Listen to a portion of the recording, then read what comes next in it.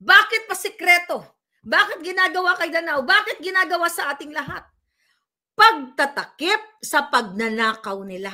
Di ba sunod-sunod ang order sa kanila ng Korte Suprema na ibalik ang 60 billion ang pesos na pera ng PhilHealth? Nabuking sila. At ayaw nilang magpaliwanag, ginagawa nila ng paraan, nila Kimbo, nila Tambaloslos na maharang nila na hindi na sila makapagpaliwanag sa Korte Suprema. Ang bicameral report na binakante nila, kung di ako nagkakamali, ilang billion yon? 28 billion ba? Total of 28 billion o more than that.